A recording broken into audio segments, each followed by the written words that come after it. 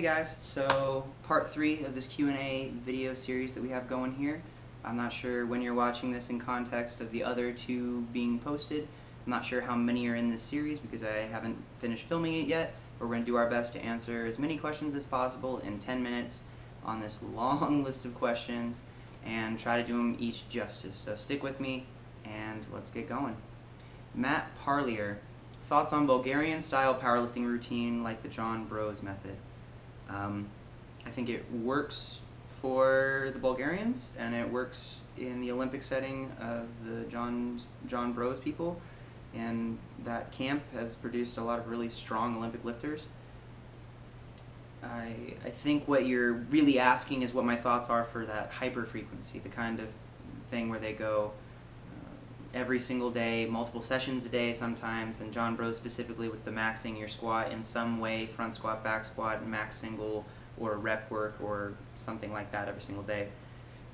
I think for high bar squatters, it's a lot more applicable. For a low bar squatter or for a deadlift, even John Broz doesn't recommend doing the deadlift very often because it can really trash your CNS if you're going that heavy, because it's that kind of a movement. But a high bar squat is more of a dynamic movement. It's more of an explosive type thing that doesn't take as much of a taxing toll on your central nervous system, and so that's why I think those work. Generally, I think a lot of those styles of training where you are going so often and so hard, your body can adapt to it. Yes, I think you have to ease your way into that kind of training, and it's a lot easier for guys who are using large amounts of androgens or any kinds of drugs. For natural lifters, while I do think that frequency, volume are really important and should be in there, it's very difficult to live up to those kinds of things where you're working out that frequently with that close to high numbers.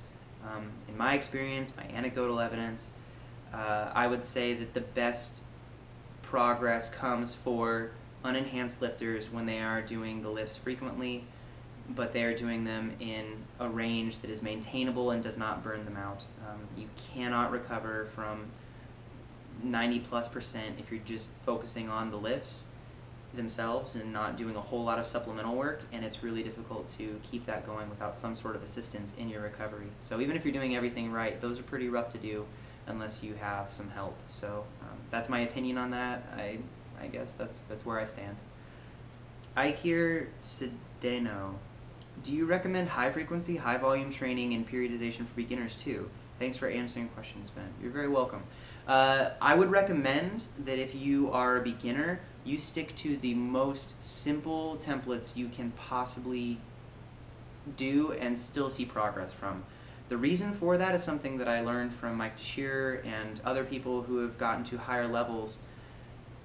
When you get better at something, you have to, and you've worked hard to get there, you have to increase some part of your training to continue to improve. And so if you are doing some like blanket linear periodization where you're just adding weight consistently and just can keep going in that straight line, that's awesome. Stick with that. Don't change it up just because it's not as fancier and it's not as advanced. I think one of the biggest issues for beginning and intermediate level lifters is that they try to go advanced too quickly when you're still making progress in simple basic things. It may not be as exciting, but trust me when I say that it is more exciting than getting to these really complex programs where you're doing everything and clawing and just grinding out some minuscule tiny PR because that's all you have left. The way you increase your PRs is by adding volume to them. If you're doing a program and you can add more volume over the course of it, whether it's the weights are increasing so your volume at the end of the cycle is higher than it was last time, you should be hitting PRs. When you are doing high frequency and high volume at an early stage, where are you going to go from there? How are you going to increase that with any kind of maintainable trajectory? You have to start simpler so you have something to add. That's something that Mike Teixeira says. He squats 3 or 4 times a week, deadlifts 2 or 3 times a week, and benches 3 times a week.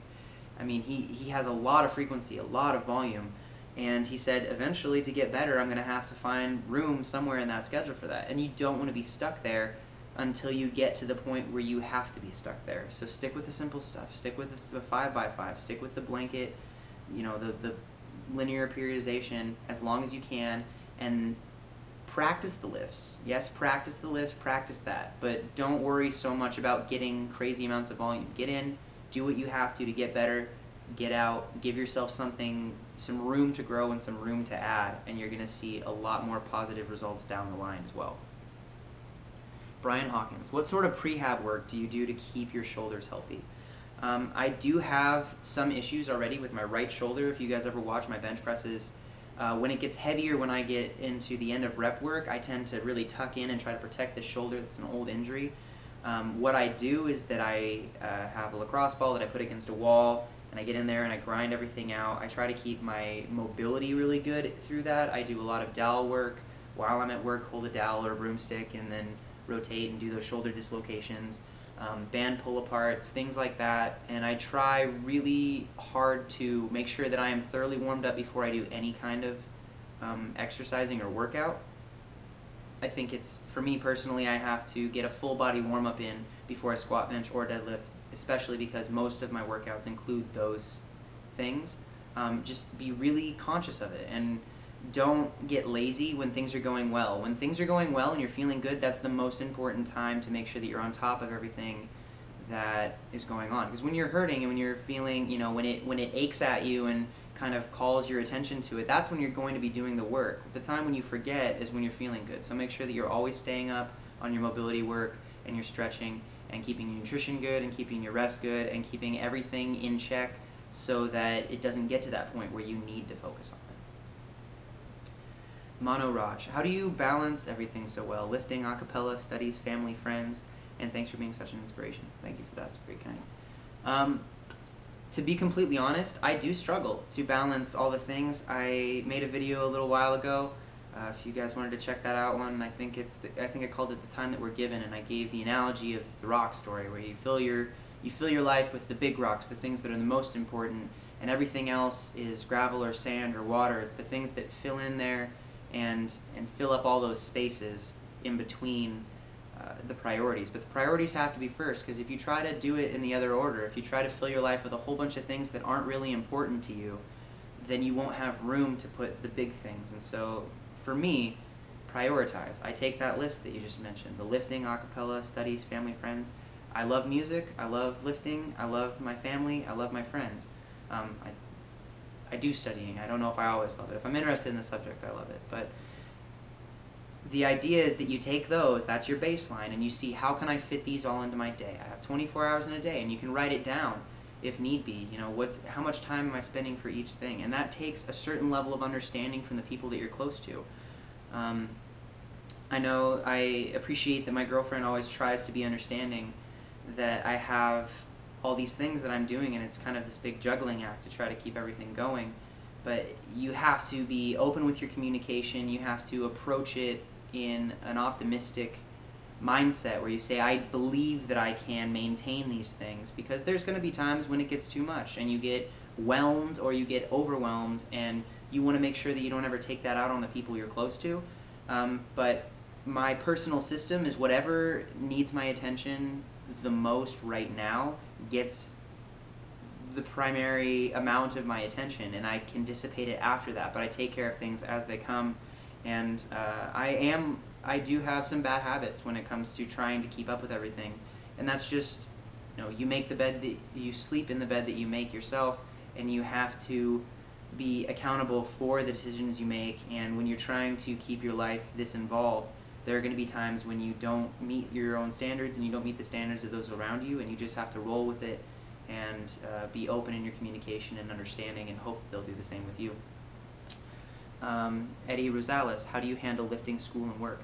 Basically what I just said, you have to prioritize, you have to put your energy in where it is most needed at that time, and you have to have some sort of plan. You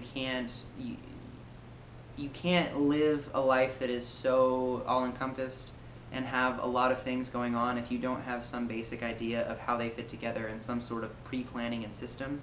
You can't rely just on willpower. This is something that I've heard before, and I think Izzy from Powerlifting to Win mentioned it in one of his videos. He said you can't always rely on your willpower. You have to develop habits, because those you can maintain. It's when you create a habit, then it just happens. You do something enough times and it's just what you do. where willpower is you're having to make yourself do something. And when you develop the habits of doing these other things, you don't think of it so much as work. When I tell someone about my day and I have all these different things going on, I don't think of it as being a busy day. I just think of it as being the day, because that's how I am. And that's, you know, whenever I have open space, I tend to fill it with something. So I'll tell someone that I have a lot of free time coming up, but as soon as that happens, I've already filled it with so many things that you just kind of stay moving all the time. And then it's important, in that case, to take a step back and say, all right, sometimes I just need a deload from life, a detox from people, and you just need to step away a little bit and say, this is time for me where I don't have to be productive and I don't have to do other things. But you just can't get greedy with those and have them all the time. You do them and you use them when you need them, but it's really hard to schedule that in advance sometimes. So that's all the time we have for this one. Hope you guys enjoyed it, found it interesting, informative, or helpful in some way. Please leave a like, rating, comment below, share it with your friends, all the good stuff that I always ask you to do, because I appreciate you and I know that you're all great about that. Gonna keep going here. We've got quite a bit to go, so gonna keep chugging along. Thanks again. Bye.